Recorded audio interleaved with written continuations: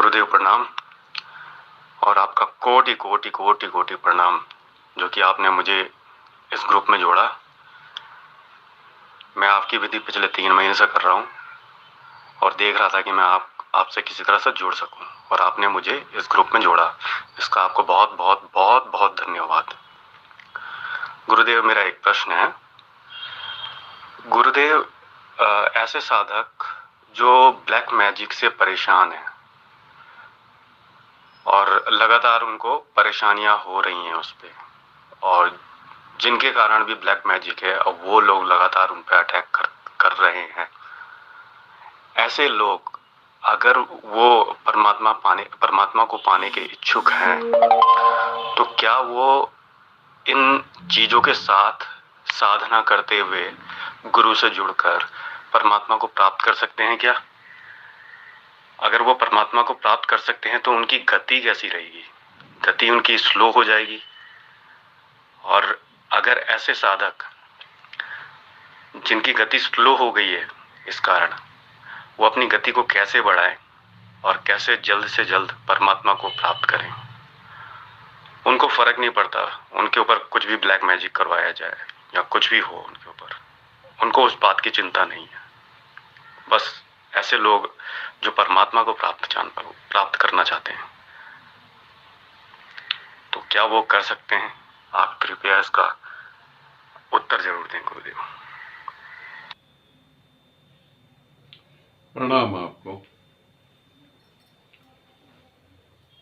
पूछा है जिनके ऊपर ब्लैक मैजिक करा हुआ हो वो लोग परमात्मा को प्राप्त कर सकते हैं, और अगर कर सकते हैं तो क्या उनकी चाल जो है, उनकी गति जो है वो धीमी होगी, ज्यादा तेज नहीं होगी? पहली बात, जब किसी पे ब्लैक मैजिक करा जाता है, इसे समझना, जब किसी पे ब्लैक मैजिक करा जाता है, पहली बात तो वो साधारणतः आदमी पहले ही अपने जीवन को नहीं समझ पा रहा है, पहले ही वो अपने जीवन को समझने में जो है नाकाम हो रहा है। उसे नहीं पता कि उसे परमात्मा के पास जाना है, उसे पता है उसे वासनाएं भोगनी है, पहले ही वो कंफ्यूज है।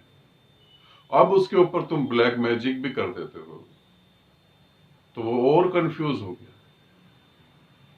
तो वो व्यक्ति परमात्मा के मार्ग पे चलना चाहे, यही बहुत बड़ी बात है। ऐसा व्यक्ति तो पहले यही चाहेगा कि मैं इनसे मुक्त हो जाऊं, और जब व्यक्ति ये चाहेगा कि मैं ब्लैक मैजिक से मुक्त हो जाऊं, तो उसे ये पता ही नहीं होता कि ब्लैक मैजिक से मुक्त होने के चक्कर में वो और दलदल में गिरता चला जाता है, और फंसता चला जाता है, और उसका शोषण होने लगता है। क्योंकि अगर तुम्हारे ऊपर ब्लैक मैजिक कर दिया गया, अब तुम उसे ठीक कैसे करवाओगे?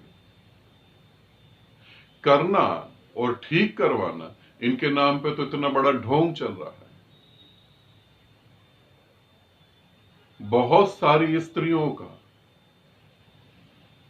बलात्कार हो जाता है ये कहकर के तुम्हारे ऊपर ब्लैक मैजिक और उसे ठीक करना जरूरी है,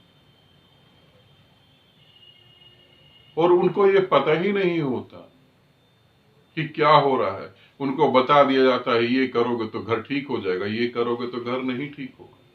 वो बेचारी घर को ठीक करने के लिए, अपने को ठीक करने के लिए वो सारी बातों को फॉलो करने लगती है, और बाद में पता लगता है कि ये तो कुछ और ही हो गया। ऐसा व्यक्ति परमात्मा के मार्ग पे चलना भी चाहे तो कैसे चलेगा? ऐसे व्यक्ति को परमात्मा के मार्ग पे नहीं, गुरु को ढूंढना चाहिए। ऐसे व्यक्ति गुरु को ढूंढे। अगर गुरु मिल जाता है और गुरु उसे स्वीकार कर लेता है, ये बहुत बड़ी बात है, इसे याद रखना। तुम्हें गुरु मिल जाए, उससे भी बड़ी बात है वो तुम्हें स्वीकार कर ले। ऐसे व्यक्ति को अगर गुरु स्वीकार करता है, अब और भी दिक्कत है, सरल नहीं है सारा काम। जिनके साथ ब्लैक मैजिक करा गया है, जिनके मन को जो है खराब कर दिया गया है, गुरु मिल जाने के बाद भी और कष्ट आने वाला है। इसीलिए ऐसे लोगों को गति कभी नहीं मिल पाती। जिनके ऊपर ब्लैक मैजिक करा है, जैसे ही वो गुरु से मिलते हैं तो गुरु से मिलते ही और कष्ट होता है, घर में कलेश चालू हो जाते हैं। अभी तक जो पति ठीक था, अब वो पति झगड़ने लगता। अभी तक जो पत्नी, परिवार सब ठीक था, सब उससे झगड़ने लगते। साधना करता है तो साधना में उसके पूरे बदन में ऐसे लगता है जैसे कोई सुई चुभो रहा है, बार बार उसकी छाती में सुई चुभोने लगता है, कोई ऐसे लगता है शरीर फट जाएगा। तो इसके बाद जो है, पहली बात तो जब वो साधना में उतरता है और गुरु से स्वीकार कर लेता है, वो कुछ ही दिनों में गुरु को छोड़ देता है, क्योंकि इतने कष्टों को वो तैयार नहीं होता सहन करने के लिए। उसे तो एक सरल उपाय चाहिए। किसी तांत्रिक के पास जाओ, 11,000 रुपए दे दो, वो नींबू काट देगा, किसी की बलि चढ़ा देगा और तुम ठीक हो जाओगे। उसे तो ये उपाय चाहिए, और इस उपाय में कभी भी कुछ भी नहीं होता। इस उपाय में कुछ नहीं होता। इस उपाय में तो सिर्फ आप ठगे जाते हो। फिर क्या करा जा सकता है? किसी गुरु को ढूंढो, और वो गुरु तुम्हें साधना कराए। उस साधना में जो भी कष्ट हो उसे स्वीकार करो। पहले तो कष्ट भोगना पड़ेगा, बहुत कष्ट भोगना पड़ेगा। मैं ये नहीं कह रहा कि साधारण कष्ट भोगना पड़ेगा। बहुत गहराई में, दलदल में फंस गए, अब बहुत कष्ट भोगना पड़ेगा। इस कष्ट को भोगते हुए तुम जैसे ही बाहर निकलोगे, वैसे ही तुम देखोगे कि सब कुछ प्रकाश में हो गया। और जैसे ही तुम बाहर निकलोगे, तुम्हारा थोड़ा पेशेंस, तुम्हारा थोड़ा धैर्य तुम्हें मदद करेगा, क्योंकि वो कष्ट तुम्हें सहना पड़ेगा। और जैसे ही उस कष्ट से बाहर निकलोगे, तुम देखोगे एक चमत्कार, तुम प्रकाश में हो जाओगे। अब तुम्हारे ऊपर कोई ब्लैक मैजिक असर नहीं कर पाएगा, क्योंकि अब तुम्हारी आत्मा जागृत होना चालू हो गई। और जिसकी आत्मा जागृत होना चालू हो गई, उसके ऊपर कोई ब्लैक मैजिक असर नहीं करता। और इसका और तुम्हें और अलग से परिणाम दिखेगा। अब जितने लोगों ने तुम्हारे ऊपर ब्लैक मैजिक करा था, ये सारा का सारा रिटर्न वापस चला जाएगा। वो लोग परेशान हो जाएंगे, और वे उतना परेशान होंगे, जो उन्होंने तुम्हें 100% दिया है, उस 100% को 1,00,000 से गुना कर दो, उतना उनको वापस मिलना चालू हो जाएगा। क्योंकि अब तुम परमात्मा से जुड़ गए, और जो परमात्मा से जुड़ गया, इसे समझना, जो परमात्मा से जुड़ गया, उसका जब भी तुम बुरा करने की सोचो, वो तुम पे भारी पड़ जाता है, वो तुम्ही पे भारी पड़ जाता है। क्योंकि ये ऐसे ही है जैसे आसमान को थूको, आसमान तक तो थूक नहीं पहुंचेगा, थूक कहां पहुंचेगा। इसी तरीके से ब्लैक मैजिक में फंसा हुआ व्यक्ति जब साधना करता है तो बड़ा कष्टपूर्ण है, मगर जब साधना करते करते गुरु को पकड़ते पकड़ते निकल जाता है, तो ये चीजें घटित होती है। फिर कोई ब्लैक मैजिक नहीं चलता। इस तरीके से उसकी यात्रा होती है, और धीरे धीरे वो मुक्त हो जाता है और परमात्मा में लीन हो जाता है। और जो लोग ब्लैक मैजिक करते हैं, इनका भी बता देता हूं, जो लोग ब्लैक मैजिक करते हैं, इनके कई जन्म खराब हो जाते हैं, कई जन्म। इसीलिए मैं ये भी कहना चाहूंगा कि अगर आप किसी ऐसे कार्य में लगे हैं कि आप कोई ब्लैक मैजिक कर रहे हैं, तो आप रोक दें, नहीं करें। आप दूसरों का जन्म खराब करेंगे, आपके भी खराब हो जाएंगे।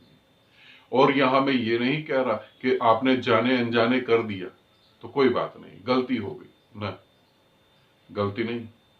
आग में हाथ डालो तो हाथ जलेगा, गलती नहीं। आग को नहीं पता गलती क्या है, अस्तित्व को नहीं पता गलती क्या है। तुमने करा तो तुम भुगतोगे ही भुगतोगे, अब चाहे तुम कुछ भी कर लो। तो यहां इस बात का भी ध्यान रखना, जो भी लोग ऐसे अज्ञान के कारण भटक गए हैं, तुम अपने को संभालो, नहीं तो बहुत, तुम कल्पना नहीं कर सकते ब्लैक मैजिक करने वालों का जब अगला जन्म होता है, उसकी तुम कल्पना भी नहीं कर सकते।